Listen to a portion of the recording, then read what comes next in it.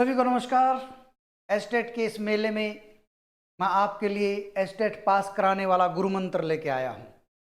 हमारे पास बहुत सारे स्टूडेंट्स के फ़ोन कॉल्स आती हैं कि जी एस्टेट पास नहीं होता और पास हो भी जाता है तो फलीभूत नहीं होता।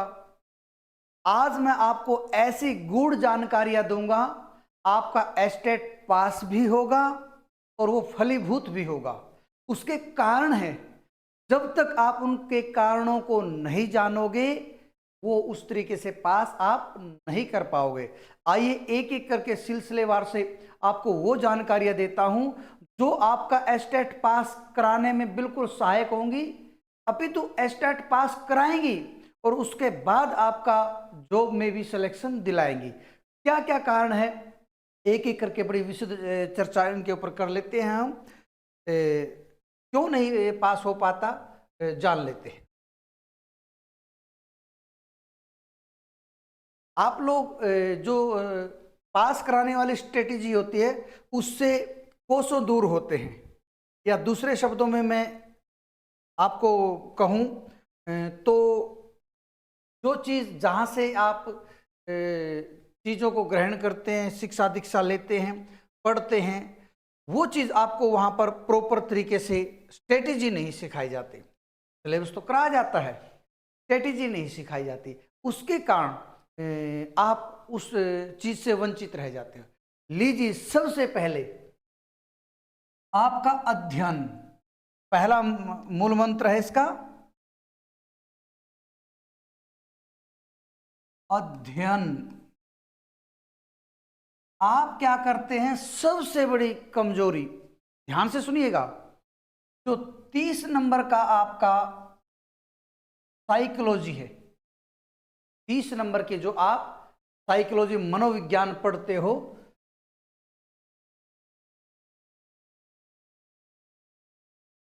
चाइल्ड डेवलपमेंट एंड मनो साइकोलॉजी, ध्यान से देखिएगा।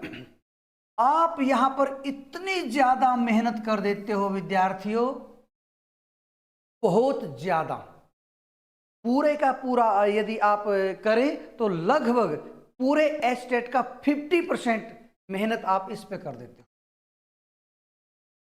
अब इसके कारण मैं बताता हूं क्या होते हैं।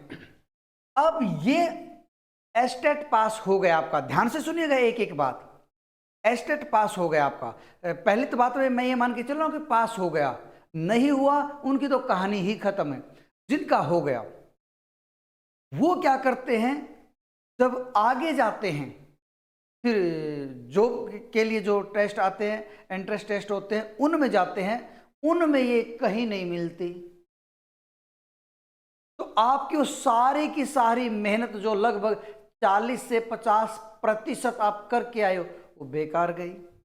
वहां आपको क्या मिलेगा, अगर आप हरियाणा में हैं तो Haryana GK, maths, reasoning, Hindi, English और आपका सब्जेक्ट, ये चीज मिलेंगे। यहां तो आपने मेहनत कम कर रखी है और वहां पर आप जाते हो तो वहां पर वो चीज आपको इतना अच्छा स्कोर नहीं दिला पा रहे, क्योंकि यहाँ पर मेहनत कम है।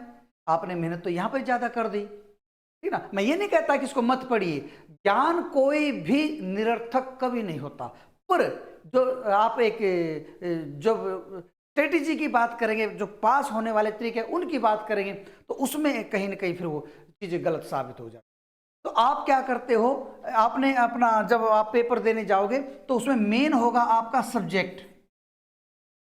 सब्जेक्ट चाहे मैथ है, साइंस है, एसएस है, इंग्लिश है, हिंदी है, संस्कृत है, पंजाबी, आपका सब्जेक्ट होगा, मेन होगा। हो सकता है 150 में से वो 100 नंबर का हो। तो इस टॉपिक को आपने अपने सब्जेक्ट को पहले ही कमजोर कर लिया एस्टेट के दौरान, इस पे आपने ज्यादा फोकस नहीं किया। पूरी बातें बताऊंगा आपको, बड़े ध्यान से सुनने की है। एक जरा सी चूक आपको इधर कर सकती है, एक जरा सी जानकारी आपको उधर कर सकती है। तो आपने ये कमजोर कर लिया, ये ज्यादा बढ़िया कर लिया। आगे जब जॉब के लिए टेस्ट देने गई तो आपको ये बढ़िया तरीके से आता होगा तो बढ़िया स्कोर करोगे, नहीं तो नहीं करोगे। तो ये वहां पर है ही नहीं, आपने देखा। अब ये बात आपको पहले किसी ने बताई नहीं, क्योंकि आप तो कच्चे घड़े हो। आपको तो जिस तरीके से आपको बनाया जाएगा उस तरीके से आप आकार ले लोगे। तो वहां पर आप का पाला पड़ा मेन सब्जेक्ट से, और कुछ कुछ मैथ्स, रीजनिंग, हिंदी, इंग्लिश और हरियाणा जी के। यदि डीएसएसबी की बात करें तो वहां पर 20 नंबर का मैथ्स है, रीजनिंग है, हिंदी है, इंग्लिश है और जी के सामान्य ज्ञान है, जो राष्ट्रीय अंतर्राष्ट्रीय स्तर का सामान्य ज्ञान है। तो वो चीजें, और मेन है वहां पर सब्जेक्ट। पीजीटी में 200 नंबर का तो पीजीटी में है, पीजीटी में 200 नंबर का, और टीजीटी में ये कहीं ना कहीं 100 नंबर का। अब आपने ये खेल यहाँ से, अब इतने मार्क्स कहाँ से करोगे जब आपने यहीं पे ये कर लिया, ठीक ना। चलो ये तो हरियाणा के लिए है, वहाँ सीटेट की जरूरत है, पर आपने पढ़ा तो सब्जेक्ट एस्टेट के लिए भी है, पढ़ा तो सीटेट के लिए भी है, ठीक ना। तो वो सब्जेक्ट तो जहां मर्जी आप दोगे काम आएगा, बल्कि सीटेट में तो इतना सब्जेक्ट होता भी नहीं। वहां पर या तो एसएसटी है या अपना मैथ साइंस है, तो जो भाषा के होते हैं वो तो कहीं ना कहीं वहां भी कमजोर रहते हैं। तो आपको यहां पढ़ने का मौका मिलता है एस्टेट में, इसलिए मैं एस्टेट के संदर्भ की बात कर रहा हूं। फिर गड़बड़ कहाँ हुई, आपने पास किया एस्टेट, 2 साल 1.5 साल लग गया वैकेंसी आने में, उसका टेस्ट होने में लग गया और 1 1.5 2 साल, और ये कमजोरी आपकी तब भी बनी हुई है, क्योंकि बाद में आप सीखोगे, और जो आपसे पहले ये टॉपिक बढ़िया से क्लियर करके आ रहे वो भी उतनी मेहनत करते हैं, तो आप उनको ओवरटेक नहीं कर पाते। और जॉब का सिलेक्शन आपके स्कोर पे डिपेंड नहीं करता विद्यार्थियों, जॉब सिलेक्शन में डिपेंड करता दूसरे के स्कोर पे। आपने 100 में से 99 नंबर ले लिए, इससे ज्यादा क्या लोगे, पर पता चला 5 सीट, फिर 5 के 5 99 पॉइंट समथिंग वाले थे, तो आपके 99% का क्या फायदा लगा। तो कुल मिला के 2 तरह की बातें, एक तो वो लोग जो सब्जेक्ट बहुत बढ़िया से यहाँ पढ़ के आए हैं, ये कम पढ़े हैं, पास कर गए, और एक वो लोग जो यहाँ पर ज्यादा मेहनत करके आए हैं, यहाँ पर कमजोर है। तो आप उनको ओवरटेक करने के लिए, वो भी उतनी मेहनत कर रहे हैं, आप भी एक दूसरे बढ़ चढ़ कर मेहनत कर रहे हैं, तो आप उनको ओवरटेक जब तक नहीं करोगे सिलेक्शन नहीं होगा, तो जितने मर्जी नंबर ले लो, क्योंकि वो आपसे आगे है पहले से। तो इसलिए तरीका क्या बनता है सही, आप अपने सब्जेक्ट को बहुत बेहतरीन बना लीजिए, चाहे सीटेट के माध्यम से चाहे एस्टेट के माध्यम से। थोड़ी सी बात को और कंप्लीट कर दूं मैं, तो 2 साल में वैकेंसी आई, 1 1.5 साल उसको रिजल्ट आने में, ये वो आने में लग गया, तब तक आपको पता चला कि उस प्रोसेस में, और वो तो तब की बात है जब वैकेंसी आ जाए। या टीजीटी 10 11 साल में आई थी अभी हरियाणा में, ठीक ना, और उसका भी अभी तक रिजल्ट नहीं आया। तो उसमें क्या होता है, इतना टाइम लग गया, तो उसमें आप यहां कमजोर रह गए, सिलेक्शन नहीं हुआ। फिर और 6 महीने आगे गए, पता चला आपके एस्टेट की वैलिडिटी भी खत्म हो गई, दोहरी मार पड़ गई। फिर एक बार आप जूझोगे एस्टेट पास करने के लिए, फिर वही स्ट्रेटेजी अपनाओगे, ये फिर कमजोर कर लिया और वहां पे ज्यादा चले गए। तो कितनी गड़बड़ जाला इस चीज में, तो आगे फिर उस चीज से और धीरे थक हार के घर बैठ जाओ। बहुत सारे स्टूडेंट्स मैंने देखे हैं मैथमेटिक्स से, साइंस से, कि सर हमारा सिलेक्शन, अरे सिलेक्शन कहाँ से होगा, ये बात आपको कोई क्यों बताएगा, सबको अपने अपना माल बेचना है, सबको अपने अपने वो करने हैं। आजकल वैसे भी गला काट प्रतिस्पर्धा है, ठीक ना। तो आपको ये खुद से चीज जाननी होगी।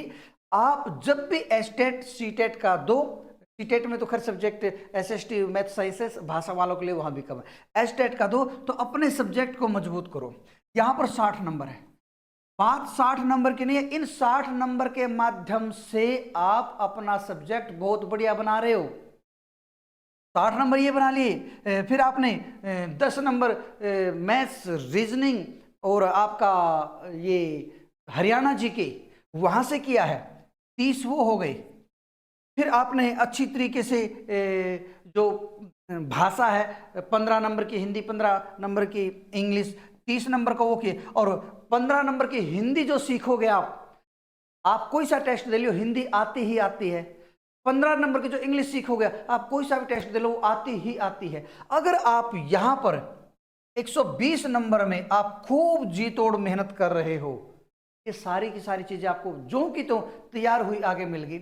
और यहाँ पर आप मेहनत कर लो, मैं मेहनत करने से मना नहीं कर रहा, मेहनत कर लो, पर इनकी मेहनत, इनका समय काट के इसके मत दो, इनका समय काट के इसको मत दो। इसमें आपके कोई बात नहीं, आपके 15 का स्कोर हो जाए, अच्छा है, कोई बात नहीं, थोड़ा और ठीक ठाक सा 20 का हो जाए। इसमें 30 में से 28-30 लेने की कोशिश मत करो, ये कहीं काम नहीं आएंगे। 10 भी आ जाए तब भी आपका यहाँ से 120 में से 90 यहीं आ जाएंगे, और ये भी मिल जाए तो उसमें 10-15 नंबर तो और बढ़िया हो जाएगा।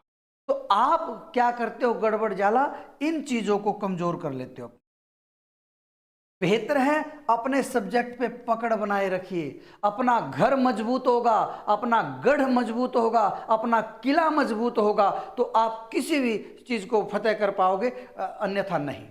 तो आप अपने सब्जेक्ट को, अपने टॉपिक को, चाहे वो इंग्लिश है, हिंदी है, संस्कृत है, मैथ्स है, साइंस है, एसएसटी है, जो भी है 60 नंबर का, इसको बेहतर करके आओ। और प्लस फिर हिंदी, इंग्लिश, मैथ्स, रीजनिंग इसको अच्छे से करो। हरियाणा जीके भी करो, अगर डीएसएसबी में जाओगे तो वहाँ पर दूसरा जीके आएगा, ठीक है ना, वो थोड़ा उसमें भी आप करिए। हरियाणा में जाओगे तो हरियाणा जीके तो सब जगह आता ही है। तो आप इन चीज़ों को अच्छे से करो, कम ध्यान दो लेकिन कम। तो इस स्ट्रेटेजी से आप बहुत बढ़िया तरीके से एस्टेट क्लियर करोगे। एस्टेट क्लियर करते ही, चाहे बेशक 6 महीने बाद आ जाए वैकेंसी, ये सारे का सारा आपको तैयार है। और सारा नहीं भी होगा, 50% भी तैयार, तो 50% में तो आपको तैयार किया हुआ मिल गया, तो आगे जब बढ़ोगे तो बिल्कुल अच्छे से जाओगे, बाकी सबको ओवरटेक करते हुए आगे निकल जाओगे। तो इस तरीके को अपनाइए, इस विधि को अपनाइए। आपका ऐसा हो ही नहीं सकता कि एस्टेट पास ना हो, और एस्टेट पास होते ही आपके लिए कभी जो भाई आप, हम ये तो मान के चलते कि एस्टेट पास करते ही हमें टेस्ट फाइट करना है, वो चाहे 6 महीने बाद हो, चाहे 6 साल बाद हो, होगा तो आप 6 साल बाद क्यों सोच रहे, पॉजिटिव सोचो। मान लो 6 महीने बाद आ गया तो आप क्या करोगे, ये तो आपका तैयार ही नहीं है। फिर इसको तैयार करने में लगोगे तो बाकी बच्चे का तैयार है ये, और वो और आगे बढ़ गए, उनको पार करना और टेक करना आपके लिए मुश्किल हो रहा है। तो इस तरीके से आप सबसे पहले इसको, ठीक है ना। और यदि आपका ये 60 नंबर का सब्जेक्ट संस्कृत है तो मीमांसा संस्कृत क्लासेस आपके लिए द बेस्ट प्लेटफॉर्म है। हम चाहते तो और भी सब्जेक्ट कर सकते हैं, परंतु हम जीते संस्कृत के लिए, मरते तो संस्कृत के लिए। हमारे तो सपनों में भी संस्कृत है, जागने में भी संस्कृत। तो संस्कृत के लिए काम कर रहे हैं, और उसमें और कोई सब्जेक्ट का हम घालमेल नहीं रखते। संस्कृत की छोटी से छोटी बारीकी, एस्टेट सीटेट से लेकर और बड़े नेट जेआरएफ तक, ठीक है ना, हम इत्मीनान से क्लियर कराते हैं। और कितने स्टूडेंट्स हमारे डीएसएसबी में एस्टेट वगैरह छोटे टेस्टों के तो कोई गिनती ही नहीं। तो यदि आप आते हैं तो हम इसके लिए बहुत बेहतरी से आपको एक प्लेटफॉर्म दे रहे हैं, और बाकी अन्य सब्जेक्ट के भी सभी स्टूडेंट्स इसको अपना करके अपने भविष्य को उज्ज्वल बनाएं और आगे नौकरी के लिए पहले से प्रिपेयर हो जाए। नमस्कार।